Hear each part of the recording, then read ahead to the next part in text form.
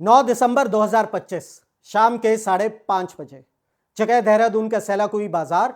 वहां एक 24 साल का एमबीए स्टूडेंट एंजल चकमा अपने भाई के साथ खड़ा था, लेकिन वो नहीं जानता था कि अगले 10 मिनट में उसकी पहचान, उसका चेहरा उसकी मौत की वजह बन जाएगा।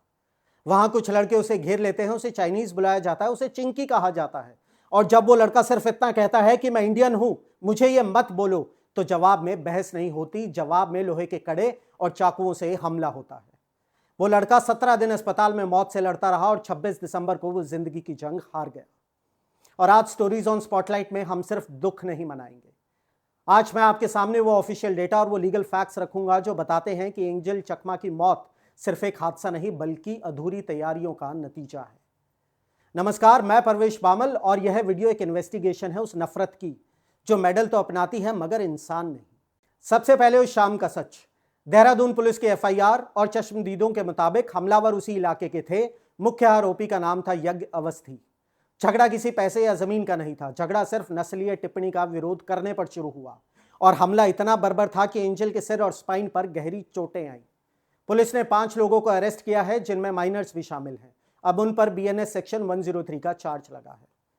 लेकिन यह कहानी यहां खत्म नहीं होती। यह कहानी हमें 11 साल पीछे ले जाती है, क्योंकि 2014 में दिल्ली में नीडो टानिया के साथ भी ठीक यही हुआ था। जब नीडो टानिया की हत्या हुई थी तब सरकार ने एमपी बेस बरुआ कमेटी बनाई थी।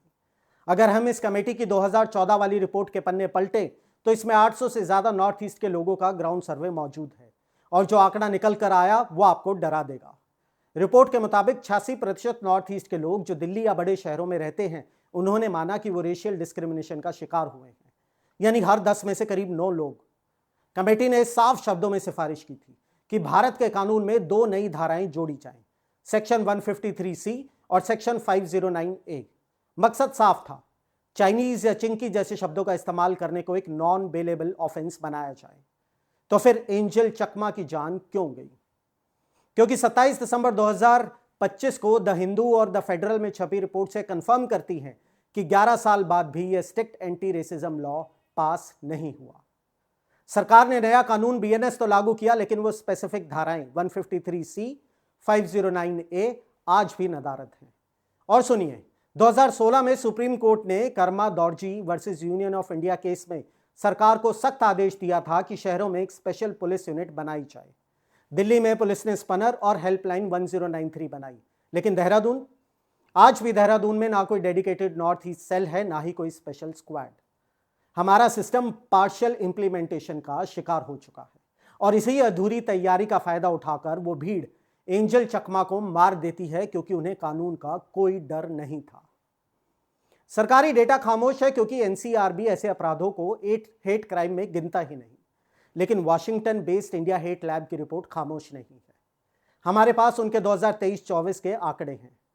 इस रिपोर्ट ने एक साल में 668 हेट स्पीच इवेंट्स डॉक्यूमेंट किए हैं, यानी भारत में हर रोज 2 ऐसी घटनाएं होती हैं जहां नफरत फैलाई जाती है और इनमें से 25% मामलों में सीधे तौर पर हिंसा की अपील की गई। सबसे ज्यादा मामले महाराष्ट्र और यूपी से आए और भले ही यह डेटा अलग अलग माइनॉरिटीज के लिए हो, लेकिन पैटर्न वही है, परायापन। जब समाज में 668 बार यह बोला जाता है कि वो बाहरी है, वो दुश्मन है, तो भीड़ का दिमाग सुन्न हो जाता है। यही वो हेट इकोसिस्टम है जिसमें एक स्टूडेंट को चाइनीज बोलकर मार दिया जाता है और हम चुप रहते हैं। वीडियो खत्म करने से पहले कड़वी सच्चाई, हम एक दोहरे चरित्र में जी रहे हैं। जब टीवी पर मीराबाई चानू वेट उठाती है तो हम तालियां बजाते हैं, जब लेवलिना रिंग में जीतती है हम जश्न मनाते हैं। और जरा एमसी मैरी कॉम के बारे में सोचिए, वो इकलौती ऐसी बॉक्सर है, पुरुष हो या महिला, जिनके नाम 8 वर्ल्ड चैंपियनशिप मेडल्स हैं, 6 बार की वर्ल्ड चैंपियन। और जब ये खिलाड़ी तिरंगा लहराते हैं तो हम कहते हैं ये देश की शान है। हम उन मेडल, उन रिकॉर्ड्स को अपना लेते हैं, लेकिन जब बिल्कुल वैसा ही चेहरा, वैसी ही आंखें लेकर कोई एंजल चकमा देहरादून की सड़क पर निकलता है तो वो प्राइड ऑफ इंडिया क्यों नहीं रहता? तब वो चाइनीज कैसे बन जाता है? सच्चाई ये है कि हम उनके मेडल्स अपना लेते हैं, लेकिन हमें वो लोग नहीं चाहिए। एंजल चकमा मर गया सिर्फ यह साबित करते करते कि वो इसी देश का हिस्सा है। आज रात खुद से पूछिएगा, क्या हमारा राष्ट्रवाद सिर्फ वर्ल्ड रिकॉर्ड और मेडल जीतने तक सीमित है, या उसमें एक आम इंसान को बचाने की जगह भी है? मैं हूं परवेश बामल। स्टोरीज ऑन स्पॉटलाइट में कड़वा सच सुनने के लिए शुक्रिया। जय हिंद।